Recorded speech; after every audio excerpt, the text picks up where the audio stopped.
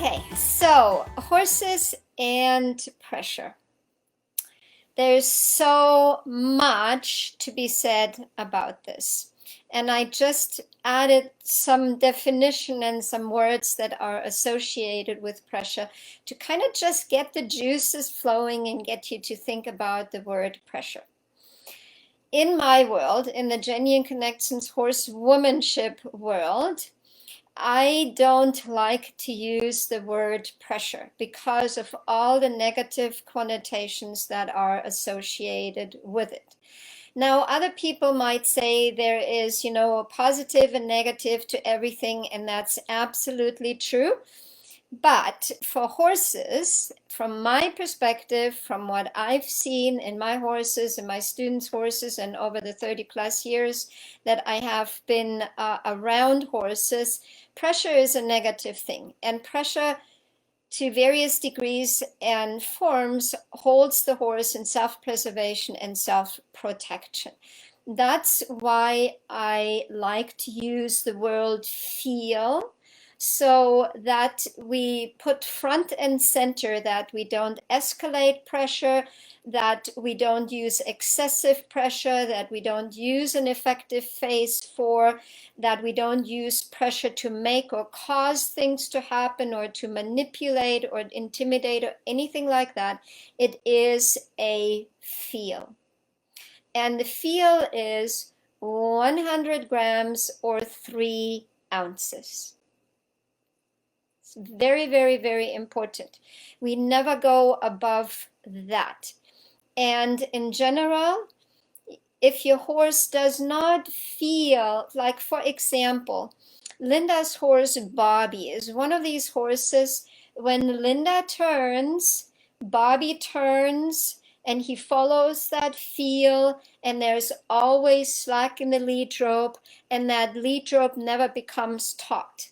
So what did I do with my stick? I meant to bring it in here. Okay, I don't know what happened to it. Never mind. So when you take a string, right? You take a string or a cable or whatever it is, and you have slack in it, right? In this cable right now, there is slack, despite that it's sticking up, right? But there is slack. If it's taut, it's like this, right? Slack is like this. When I start to move my hand here, I can already feel it. I can already feel it. I don't have to do this, right? And I want you to really try that. At what point, when you take the slack, whether it's a cable or a lead rope or whatever it is, at what point when you take the slack out, can you already feel, right? You do not have to have a taut lead rope for your horse to follow a feel, because most of the time, and Sandy Me talked about that today, your horse actually objects to this, objects to that. They don't like it. And if you try that right now with me, see how this feels, right? The pulling, and how it feels when you put intent, energy, and body language in this, and you just follow. There is a flow to it, right? Sandy was talking today about that Bergie has flow at Liberty, but he loses his flow with a lead rope, and then he gets agitated when he feels the pull, right? So 100 grams, 3 ounces, and it can be mental, emotional, and a physical feel. So us changing, like here's your horse, you changing your intent, your energy, right? Your horse should already be following, at the very least, at the body language. If your horse consistently needs you to use your tool, then you have not yet helped your horse understand to follow your intent, energy, and body language. And that's when it becomes tricky, because that's when our horse starts to watch the tool, right? So that has all something to do with pressure, because most humans use their tools to apply pressure, right? When you buy a martingale, why do you buy the tool? Because you want to apply pressure to the rein so that the horse cannot put his head up, mechanical pressure. If you use spurs, right, then you're not just gonna have those spurs being on your shoe without ever using them. Your intent is to apply pressure so your horse moves away from the pressure, right? This is what we humans associate with pressure. We want to get things done. We make things happen. And if you listen to or you read my comments, words that are associated with pressure: load, stress, thrust, pressing, squeezing, crushing, weight, heaviness, coercion, force, compulsion, constraint, duress, oppression, enforcement, insistence, demand, entreaty, not sure what that means, goading, pestering, provocation, harassment, nagging, harrying, badgering, intimidation, arm twisting, pressurization, persuasion, influence, badassery. That could be a good thing, depending. Strain, stress, tension, heat, burden, load, weight, drain, trouble, care, adversity, difficulty, hassle. Okay? Feel. Follow a feel. Mentally, emotionally, physically, intent, energy, body language, using your tools for clarification, for understanding. We're not making things happen. When we're making things happen, when we're causing, when we're manipulating, when we're intimidating, we are domineering, right? And we do not come from dominance. We do not come from being passive and non-assertive. We are the lead. And the horse follows the lead mare, no questions asked. Why does the horse follow the lead? Because the lead has the wisdom, the experience, and the willingness to make benevolent decisions for the herd of two. So this last thing, you as a heart-centered person, you already have that, right? Even if you have limited experience, even if you have limited wisdom, because wisdom comes from experience, you have that heart-centeredness that you want to do the right thing for your horse, right? And the rest you're learning in the masterclass, in the mentorship. And the more you participate and the more you send videos in and the more you ask questions, the more you set yourself and your horse up for success, right? So, having said that, when we have horses that have not yet learned to follow a feel, what do?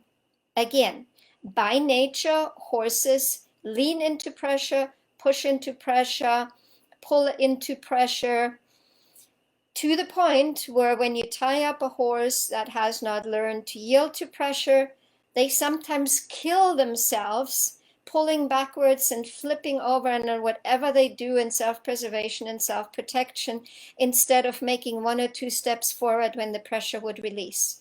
And this is really, really, really important to know, because this is how important it is for you to be careful around the subject pressure. It's very, very important, especially when it comes to horses, especially when it comes to horses that have not learned to yield to a feel, to yield to follow a feel. And these can be young horses and these can be old horses, because most horses never learn to follow the feel the way I teach it. And those are horses that we usually call lazy, dull, unresponsive, argumentative, bossy, pushy. Those are all horses that do not follow a feel. Why do they not follow a feel? Because the human has never taken the time, the effort, and the consistency to teach the horse the proper response. So how do we teach our horse to follow a feel? It starts with a happy horse inventory. It starts with your approach. The feel of your personal space by invitation only. When you allow your horse to push and prod on your personal space, to enter your personal space uninvited, you're teaching your horse to be dull. You're teaching your horse to not follow a feel. You're teaching your horse to, you're not teaching your horse to follow a feel. It's very important. That's where it starts. The next task is feeding. When you allow your horse to push into your personal space during feeding times, to put the nose in the bucket before you're putting it down, to take the hay, like with Sari and Navi, I am super careful when I go into the paddock because they love to stand at the gate, right? These horses have never learned to be out on a trail system. They go out on the trail system for a little bit and then they stand at the gate and they're like, where's the human? There could be potentially more food. They rest in the front paddock, right? So I'm extra careful when I go into the gate because they're standing there, that I make my personal space known. I honor my personal space. And when I go into the paddock and I turn around and I always have the hay, my arm over the hay, that they don't come in from behind and suddenly grab a piece of hay. That is not following a feel, because the feel is to not come in my personal space uninvited. And right now I have hay and my personal space is not available. So we're talking about the feeding. When it comes to haltering, we don't just want to be able to put the halter on our horse's head.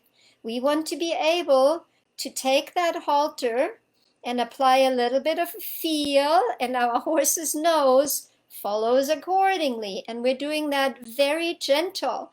100 grams, 3 ounces, nose over here, nose over there. And this is the halter, right? When we were working with a rescue horse, what did I do? I put my hand, when you have the halter here, right? This is the halter and this is my hand. So I simply slipped my hand into the halter, right where the nose is, and I was simply guiding the halter. I never did this. I never held on to the halter, right? Because that is perceived as pressure, and that can cause the horse to be claustrophobic, especially a horse that is already hurting and has a limited amounts of tolerance and acceptance. So all I did was I had my hand in there and I applied a feel to the halter. And when the horse leaned against me, instead of me pushing against my horse, I just did a little bit and a little bit and a little bit. And then the horse willingly brought his head over, and then his weight would shift on this side so that his owner could pick up the other foot. So here with a halter, you're already teaching your horse to follow a feel. When it comes to leading, right? Most students that enter the course, your horse has some idea of leading, right? Some might think they're leading and they're passing you when they're on the lead rope, or they're lagging behind and they're taking the slack out of the lead rope. And some horses might just be constantly right there with you. Slack in the lead rope, walk, trot, stop, back up, to the left, to the right. And that means that our horse follows a feel, right? This is for horses that have previously already had a little bit of an idea. So whenever my horse starts, when I'm leading my horse, and whenever my horse starts to lean back and to leave my idea of walking forward, I'm going to add a little bit of energy behind, right? Rhythmic motion, something my horse cannot lean into, but it is rhythmic motion with direction, right? It's not just back, forth, rhythmic motion. This means nothing, right? The rhythmic motion has energy in it, and the energy has been added to the flow of energy to help my horse remember to put slack in the lead rope and stay at the speed that I am asking. It's very important. Whenever you notice that your horse slows down, right? Then we're bringing a little bit of extra energy in the equation because our horse has already agreed to walk with us, to trot with us, whatever our horse is doing in that moment. When our horse starts to get faster, then we're making space unavailable, right? And if I would make space unavailable by putting my hand on my horse's chest and pushing backwards, most likely my horse will start pushing into me. Or if I pull backwards on the lead rope, right, then the horse pushes into the lead rope even more. When you give your horse something to lean into, your horse will lean, right? When you give nothing to lean into, your horse will not lean. Okay, that's why lateral flexion is so important. So we start out with simply guiding the halter and applying a little bit of a feel, a little bit of a feel. And then we can transfer that to lateral flexion. Lateral flexion, super important. You've heard me talk about, you see it all the time, people teaching lateral flexion and the horse is actually leaning into the pressure, taking the slack out of the lead rope, and people are cranking their horse's head around. I want my horse, when I take a feel, the nose goes with that feel and my horse can keep slack in the lead rope. That's when I know my horse is yielding to follow a feel or yielding to pressure, right? And I want to do it evenly on the left side and I want to do it evenly on the right side. When it comes to picking up feet, that is all about yielding.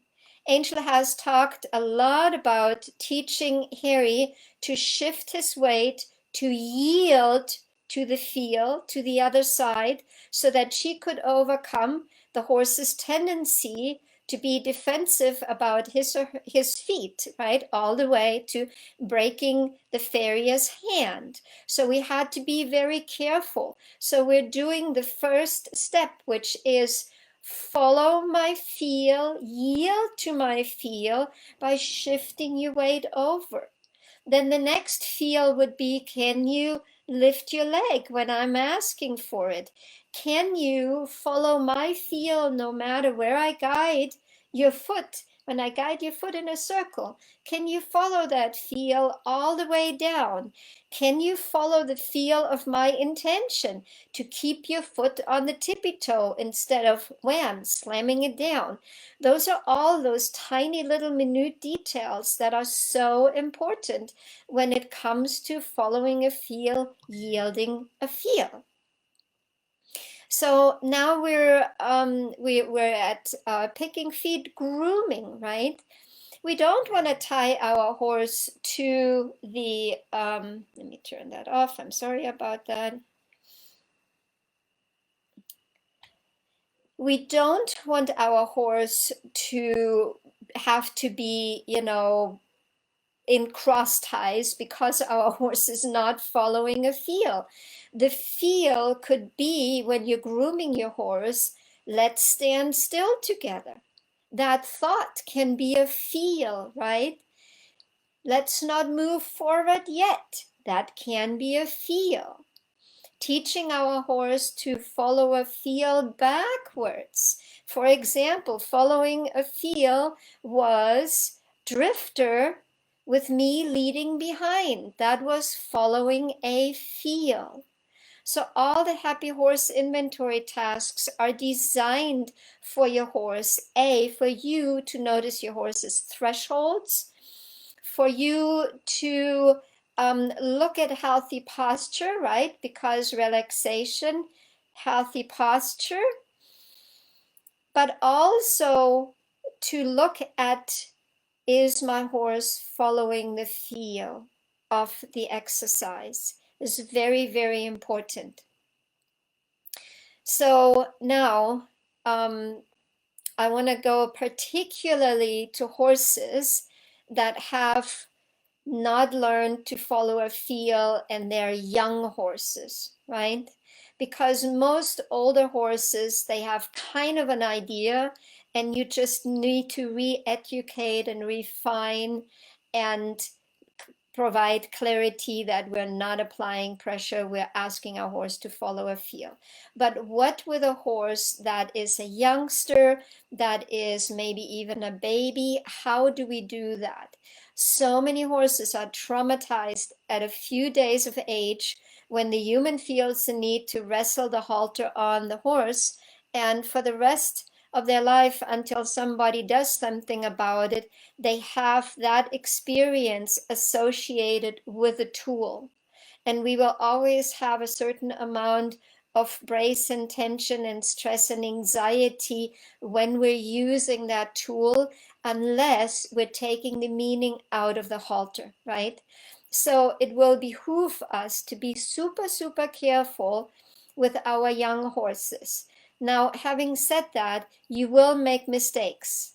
That's just what it is. We humans, we make mistakes. And that's when the only thing that I can really, really hone into and stress when it comes to that, because there's so much to be said about that, is look at what you did, look at what it cost, assess what you want to do from now on, assess what you never want to do, and look at the outcome you want to achieve. Take inventory, take inventory, take inventory.